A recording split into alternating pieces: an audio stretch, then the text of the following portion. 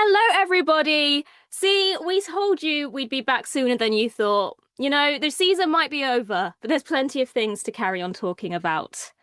Sean, what amazing, absolutely, totally 100% believable news dropped over the weekend? I am playing the next Doctor. No. Yeah, so since the episode dropped, obviously everyone and their mother has been theorizing over what it could mean, what it might not mean, where does this leave us? And The Sun released an article on Friday that this might cue up a special that would see Billie Piper and David Tennant appearing together. And obviously the 14th Doctor is sitting 2 streets away from where everything went down in the reality war. And I think what helped fuel this rumor, was that they, of course, appeared together in the Unleashed episode that was released on Saturday. That was celebrating the 20th anniversary of the revival of Doctor Who. So I think it was funny at one point I saw somebody replying to, Billie Piper and David Tennant set to appear in Doctor Who together again, and somebody shares a screenshot of Unleashed going, yeah, they did it on Saturday. So yeah, listen. Take that source with how much salt is in the ocean, but it did get us thinking, would that be such a bad thing? I'm in two minds about this. Hmm. If you'd have asked me this question before we had the 60th, I've jumped at the chance and said, absolutely, yes, can't wait. But I can't help feel like this is just rehashing the same thing you did 2 years ago. And don't get me wrong, I think it would be great. David Tennant is my Doctor. I love seeing David Tennant on screen playing the Doctor. But I have said this so many times since the 60th. Let the poor man rest. Let the poor man rest. And also, if he does return again, I almost feel like it won't have the specialness that it's had in the past, because it's kind of maybe 1 or 2 times too many at this point. So it's kind of like, I'd love to see it. I'd like to feel like it's bringing back my childhood duo again. But I also just feel a little bit like, you did this once and it was a kind of like, oh, look what they've done. If you do it again, are you going to get the same reaction? Yeah, I know what you mean. I think it's funny, right? Because obviously we're so weirdly close to the 60th on the other side of it, of course, but we're so close to the 60th that it doesn't feel sort of, it's not as kind of ingrained in our memories as, say, Day of the Doctor is. But that's the funny thing. That's the only other time he's come back was Day of the Doctor. Because obviously you've seen over the last while all of the jokes about, and even the joke in the episode, all the other guys always popping up. He's always back. He's only actually been back twice since he regenerated. But one of them being so recently. I think what kind of has given me a little bit of positive about this is because of the uncertainty as to where we're at right now. So, I mean, in terms of hard, solid fact, what has happened since the reality war is we know Ncuti has regenerated. We know that they haven't signed, or at least it has not yet been announced that they've signed any dotted lines with Disney for a third season. So these things being so uncertain, the things that we do have, if we're clutching at straws, story-wise, we have a Doctor living in London with a TARDIS that the writers seem to have forgotten about. And now you have all of this press buzz over Billie not only appearing back on screen, but also kind of teasing who she's playing. I mean, that's kind of one of the big things that's kind of set the, really blown air on these embers is, they haven't come out and said the 16th Doctor. So is there something wibbly wobbly timey wimey going on? Is there something other universe going on? And then one of the wild theories I saw was, is this, however accidentally, because I don't think any of this was planned in advance, is this a way of possibly tying the loop on Bi-Generation? I'm not going to lie, Bi-Generation still confuses me. I kind of want them to be done with that now. Well, Just because I this don't could be a way of doing understand. that. You know, is bi-generation a way of, I because obviously Russell has said bi-generation goes right back down through the line that everyone bi-generate. That statement made no sense then. It makes no sense now. That, you know, doctors have bi-generated along the way. Then you had the Rani bi-generate, and then you had that line about, you know, the genetic explosion made the Time Lords infertile. This is how they reproduce. Again, a lot of conversation there. All well and good. I mean, listen, what is it? The Oscar Wilde quote: "The only thing worse than being talked about is not being talked about." So, you know, absolute content. Um, we have to assume that the writing of the Bi Generation, that a lot of thought went into that initially, you know, like because stuff that might have happened since, maybe there's rushing here or there, and you know, maybe some things didn't land the way they intended. Um, they've introduced it as a plot that can be used, you know, in the same way that, you know, back in 1966 they introduced regeneration as a plot that could be used whenever the writers or, you know, actors, whenever things demanded. Um, controversial. I don't hate the idea of it. It's just a bloody mess at the moment. I would like, I want a couple of rules on it. Now I'm going to Yeah. take a breath and step off my soapbox. It is interesting though, because it does open these questions, like this whole thing going on Earth, and then because you know that you have got 14 sat there in Donna's garden, it does then raise that question of, well, I don't believe that he wouldn't have come to help if he realized something was going on. And by having these two doctors, but one of them's kind of working on himself, it still does raise that question of, it's not very in character of the doctor to see all of these things happening and not want to try and help, which is then the issue because you've kept him there, but you're not showing him. So then what's he doing? Why is he not helping?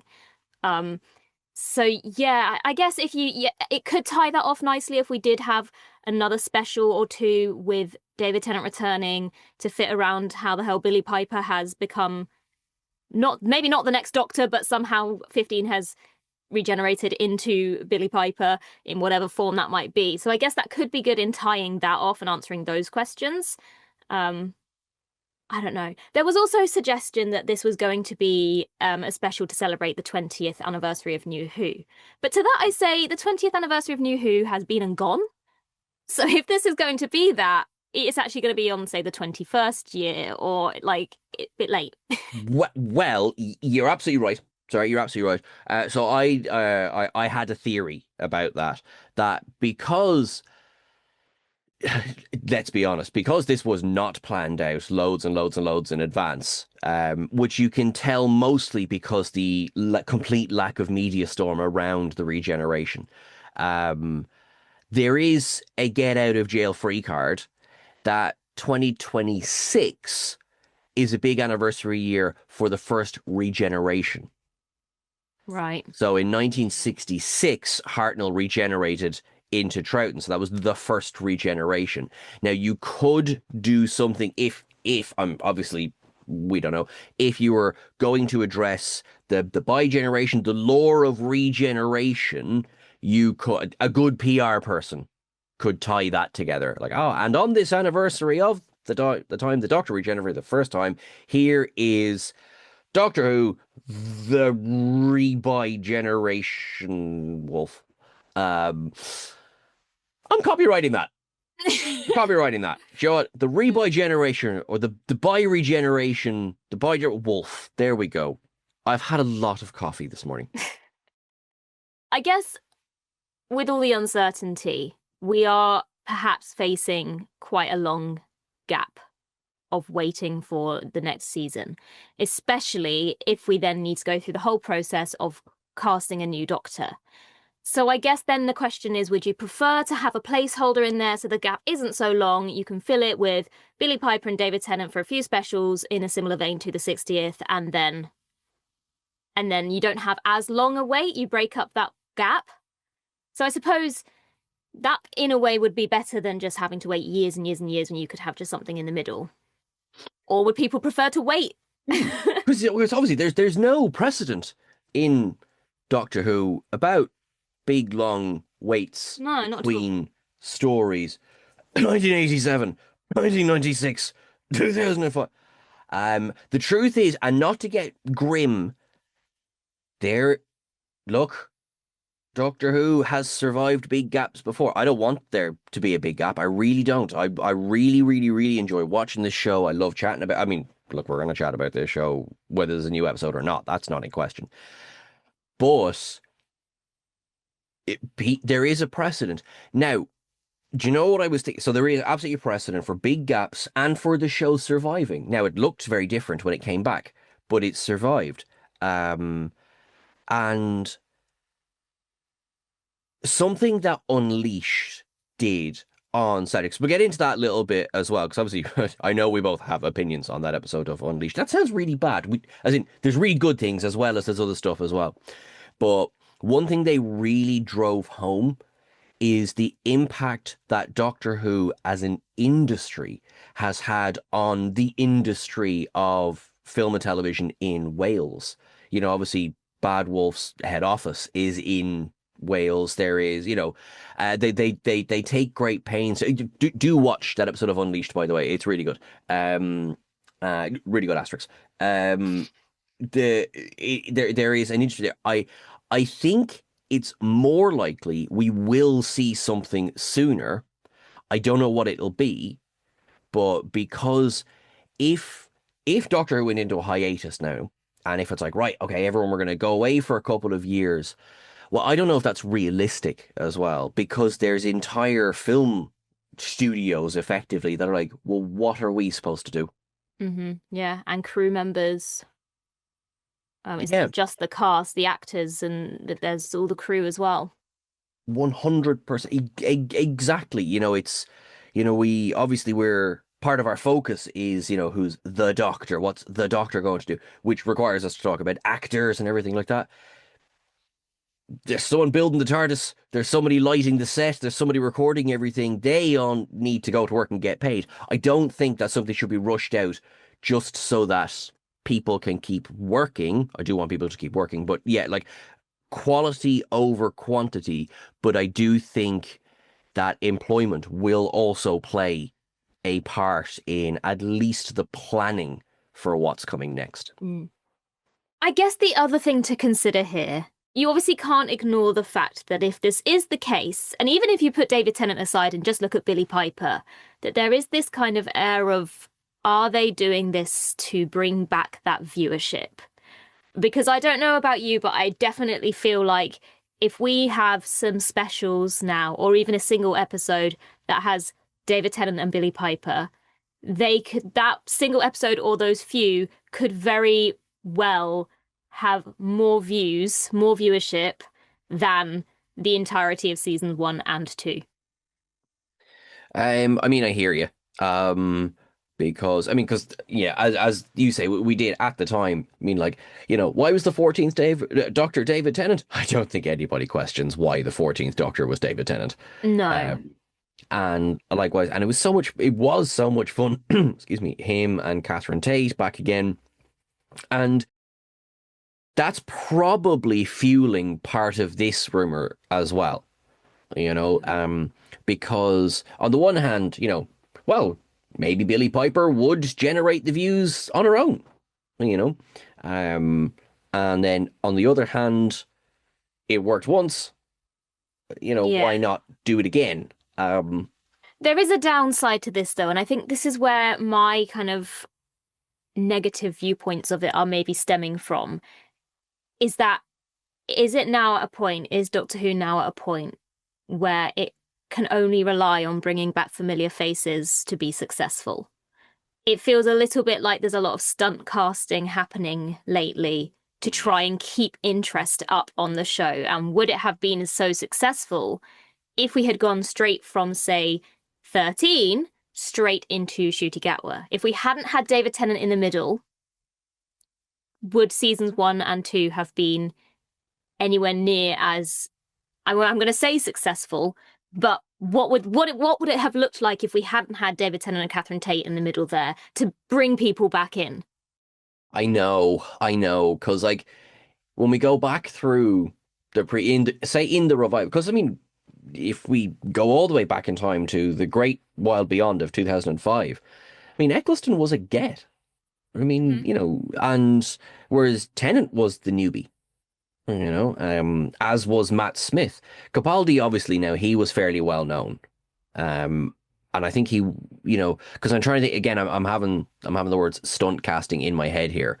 Um, and Jodie was quite well known from doing things like Broadchurch as well. Mm. Um, I think in the realm of Doctor Who, when you say stunt casting, it kind of yeah, I relies on that suppose. nostalgia casting people that perhaps have been in the show before, or even if you look at, say, season 2, you've got Carol Ann Ford popping up there, or even Jonathan Groff as Rogue popping up there.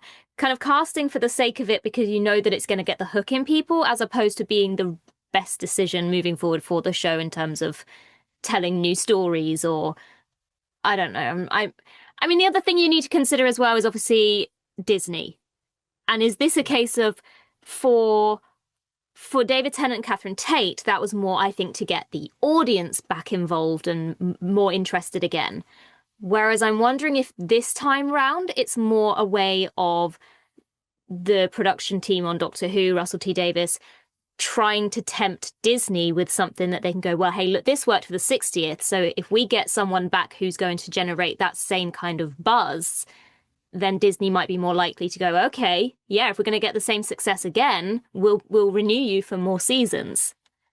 I wonder. I mean, obviously, yeah. I wonder, like, do we want Disney to renew them as well? I mean, on the one hand, money, yes, absolutely, and worldwide, because that's I think the biggest thing that Disney has done is adding Doctor Who to streaming, and it has absolutely expanded its reach. Um, the great double-edged sword of the whole of seasons 1 and 2, or series 1 and 2, is how viewership, the measuring it has changed, because for 50 odd years it was who tuned in on Saturday night, and that short period of Sunday nights during Jodie's run. Yep. Whereas now it's not measured that way again, and I will admit it has made it a little bit harder to sort of understand how is the show doing. I mean, we're going to tune up and watch. I mean, that's we're locked in, we're lifers, and doing something to encourage Disney to stay on. Well, if it works well for the show, then maybe that's good. Yeah, like you say, I think the biggest thing for having Disney involved for me is getting it to a wider audience. I don't know if we were to now go back to just a BBC budget, what the plan would be in terms of showcasing to the rest of the world, broadcasting to the rest of the world. But I mean, there have been instances of it before. I mean, it used to be on BBC America. Like, there would be ways to do it. It just maybe wouldn't be as easy as it has been, or easily accessible, which obviously you want to continue getting a big audience. So, as I say, there's a lot of what ifs and a lot of different plans in place, waiting on the green light or not. But yeah, it's definitely one to consider. Is this the type of a casting they've done for getting the audience's faith back, or is this more to try and entice Disney to stay on? I think, right, here's my raw opinion. Billie Piper, who is a very successful actor, and doesn't need me to back her up in that respect. Is she hot property when it comes to Disney? Or is that more of an audience? Is that more we as Doctor Who fans? We're like, oh, I am intrigued. I wonder where this is going. Yeah. Well, this is the thing. I think we need to kind of pedal back, because the whole David Tennant-ness of the first time, the 60th, is probably the draw, and Catherine Tate, but more for David Tennant to return. Now, this time, we're going by one article from a notoriously unreliable source that David Tennant is going to be involved. So let's say for a second that David Tennant isn't involved, then yes, I would agree with what you're saying there. If it then does turn out that it's going to be a duo of David Tennant and Billie Piper, then you can see where the draw would be for Disney. and for the audience. But I do see a lot of audience members at this point maybe doing a little bit of eye rolling, kind of seeing through the facade and really noticing that this is being done for a very specific reason. 100%, like as in like as we were talking about it back in the day when we saw Tennant and Catherine Tate. I'm happy they're doing it to win an audience back, but I'm happy. Do you know what I mean? So like if they can do the same thing or similar, or just do something that's fun, do something fun, do something worth doing. That's really the other thing, because I mean, for all if you drove a big pile of money up to Billie's door and to Tennant's door and said, sit in front of a green screen for an hour, they'll lap this up. What's the point? Yeah. Oh, sorry, no, you liked What a Blue Yonder. No, I'm joking. I enjoyed it. I don't know. I don't think they know. Yeah. I don't even think they know where this is going, because also Russell kept saying this whole time, I'm working on season 3 scripts. I'm working on season 3. So even though we don't have the green light, like the scripts are in the works.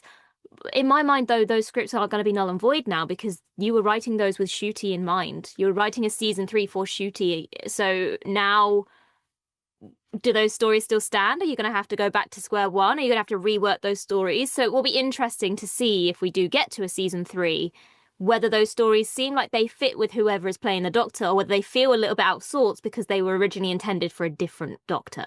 Yeah, like, yes, you can move stories to suit Doctors, of course, but just things like dialogue, Yeah, like this. But also, I mean, look at the episode. Look at the Reality War. That was an episode that was reworked to suit a by generation. Even I'm saying by generation as a thing now, to suit a regeneration.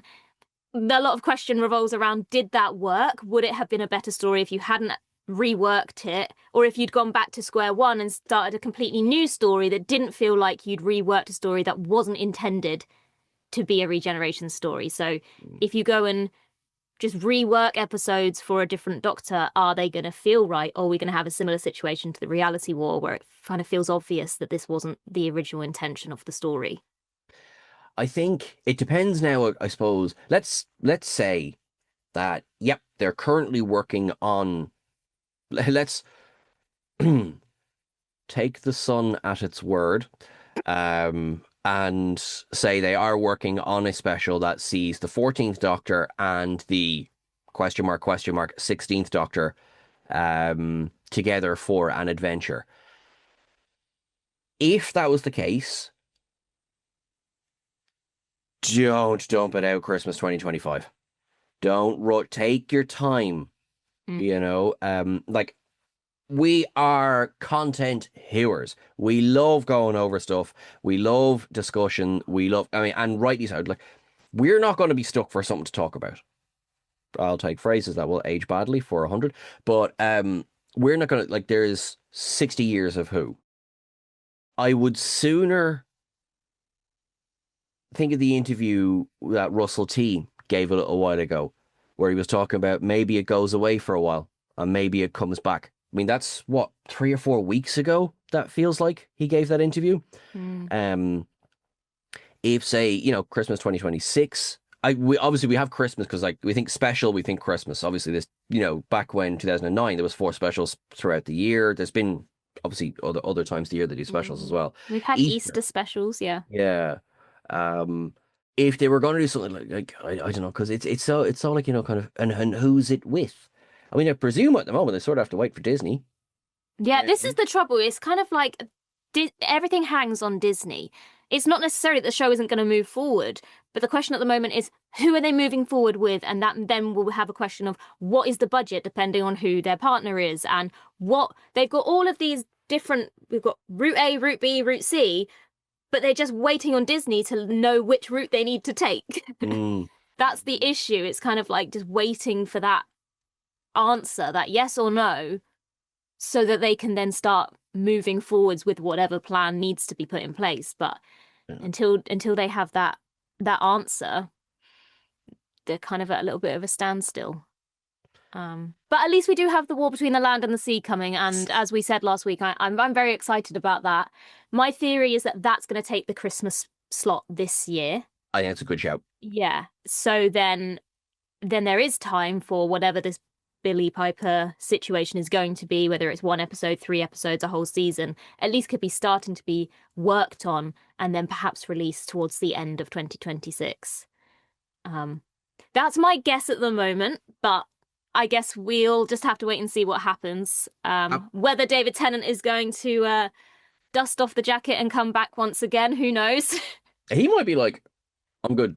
Thanks. I'm good. I would so love to see his reaction to these articles. Like, he must be looking at those and he's either going, how did someone figure that out already? Or he's going, seriously, no, I'm done. What's that Deadpool and Wolverine meme? Till you're 90. It's exciting. I'm honestly excited. Obviously, we haven't a clue what's going on. Very excited still. I mean, Russell T Davies talking about, this being the era of content and wanting that online buzz. If nothing else, they have succeeded in that. Whether we are doing negative or positive commentary on it, he has succeeded because we don't know the future of the show, and yet we have got weeks, months, years worth of speculation and conversations to be having in the meantime until we do know, which, I mean, yay. 100%. Yeah.